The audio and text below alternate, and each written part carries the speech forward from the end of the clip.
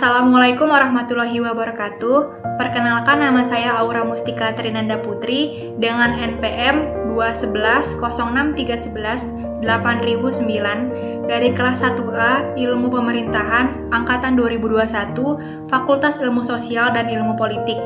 Di sini saya akan menjelaskan materi yang berkaitan dengan tugas ulangan akhir semester pada mata kuliah Dasar-Dasar Ilmu Pemerintahan yang diampu oleh Ibu Dewi Nur Aziza.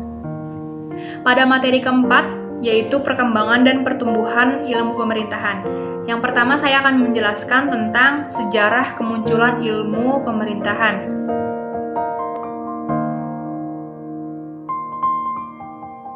Sebagai sebuah kajian yang berangkat dari gejala-gejala pemerintahan, ilmu pemerintahan selama ini dikonstruksikan dalam kerangka ilmu politik, karena pemerintahan suatu negara sesungguhnya merupakan manifestasi esensial dari keberadaan sistem politik yang sedang berjalan. Selain itu, ilmu pemerintahan juga hadir dalam ilmu hukum yang mengkorelasikannya dengan hukum tata negara dan hukum pemerintahan. Secara kronologis, ilmu pemerintahan modern muncul di Prusia dan Australia pada abad ke-17 yang dilandasi oleh pemikiran bahwa terdapat sekelompok ilmu yang berkaitan dengan pelaksanaan fungsi para pejabat pemerintahan. Kemudian pemikiran ini dijadikan fokus studi yang dalam perguruan tinggi sebagai mata kuliah kameralistik. Misalnya diajarkan di Universitas Frankfurt dan Universitas Halle. Perkembangan ilmu pemerintahan di Indonesia berawal dari kolonialisasi di masa Hindia Belanda. Di masa ini, praktik pemerintahan diperkenalkan oleh pemerintah Belanda dan sebagai pengetahuan dalam penyelenggaraan pemerintahan. Walaupun praktik pemerintahan yang berjalan efektif hanya untuk keuntungan pemerintah Hindia Belanda. Akibat dari masa penjajahan yang lama, wawasan Indonesia terkait penyelenggaraan kekuasaan diambil dari praktik pemerintahan Hindia Belanda yang pada umumnya menganut sistem Prancis atau Jerman dengan haluan mazhab Eropa kontinental. Akibat adanya pergeseran melalui transmisi budaya ilmu pengetahuan serta adanya perkembangan ilmu pemerintahan Belanda semenjak era kameralisme yang pada akhirnya mendorong timbulnya Bestuurwetenschappen dan Bestuurswetenschappen di abad ke-20. Hal ini memberikan pengaruh yang signifikan terhadap perkembangan pemikiran-pemikiran tentang pemerintahan di Indonesia. Proklamasi. Kami, bangsa Indonesia. Seiring berjalannya waktu di era pasca kemerdekaan Indonesia, mulai dipengaruhi oleh sistem pemerintahan Anglo-Amerika yang juga dipengaruhi oleh ilmu administrasi publik. Meskipun Indonesia berhadapan dengan dua kutub mazhab yang berbeda, tapi dalam penyelenggaraan pemerintahan mampu menciptakan corak yang khas. Salah satu aspek dari sistem pemerintahan mazhab Eropa kontinental yang diterapkan yaitu upaya mengkonstruksi pemerintahan yang memiliki otoritas yang kuat untuk mengendalikan pemerintahan di tingkat regional dan lokal. Adanya hierarki otoritas ini sendiri sebenarnya adalah warisan dari praktik pemerintahan di era kolonial, di mana dengan adanya hierarki ini mendorong diciptakannya asas yang disebut dengan asas dekonsentrasi yang dalam pelaksanaannya dipercayakan kepada suatu korps pegawai khusus yang kemudian ketika Indonesia merdeka dinamakan dengan Pamong Praja. Berdasarkan periodisasi, terdapat perubahan dan pergeseran paradigmatik yang terjadi pada ilmu pemerintahan di Indonesia. Pergeseran ini didorong oleh perkembangan praktik penyelenggaraan pemerintahan di Indonesia dari masa ke masa yang akhirnya menciptakan dinamika pemerintahan yang berkembang.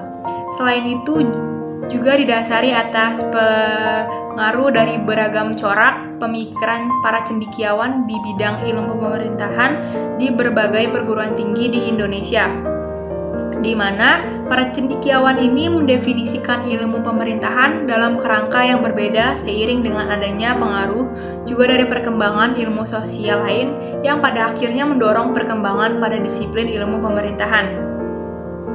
Lalu selanjutnya, saya akan membahas tentang menelisik perkembangan ilmu pemerintahan melalui pendekatan paradigmatik dan pendekatan ontologikal. Pertama, pendekatan paradigmatik.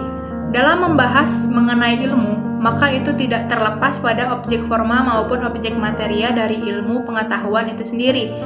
Berkenaan dengan objek forma, dapat mengalami perbedaan seiring dengan perkembangan waktu, perbedaan fokus, dan aspek yang berada dalam fokus tersebut melalui metodologi ilmu pemerintahan itu sendiri.